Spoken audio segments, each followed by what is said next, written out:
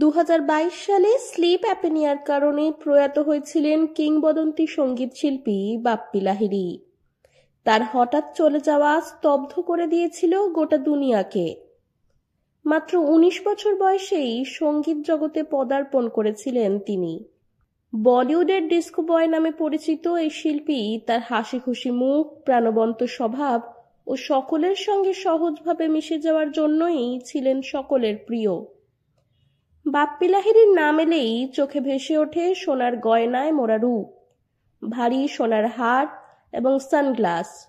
হাতে, গলায়, আঙুলে সব জায়গায় তিনি পরে থাকতেন লক্ষাধিক টাকার গয়না। প্রশ্ন ওঠে, তার মৃত্যুর পর সেই বিপুল সোনার গয়নার কি হলো? কার কাছে রইল বাপ্পি লাহিড়ীর বিশাল সম্পত্তির মালিকানা? এক প্রতিবেদন অনুযায়ী বাপ্পি লাহিড়ী 2014 সালে একটি এফিডেভিট করিয়েছিলেন। সেখানে তিনি জানান তার কাছে মোট 754 গ্রাম সোনা আছে, যার বাজার মূল্য তখনকার হিসেবে ছিল ভারতীয় মুদ্রায় 38,71,790 টাকা।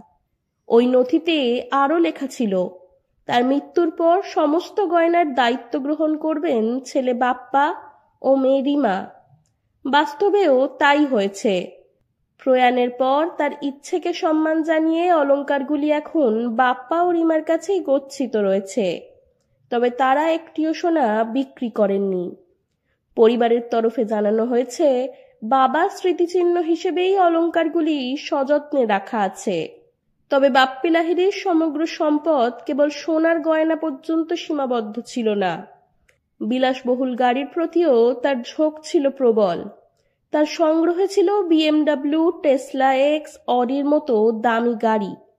প্রায় 22 কোটি টাকার সম্পত্তি তিনি রেখে গিয়েছেন পরবর্তী প্রজন্মের জন্য। জীবিত থাকাকালীন বাপ্পি লাহিড়ী জানিয়েছিলেন, সোনা আমার লাকি চার্ম।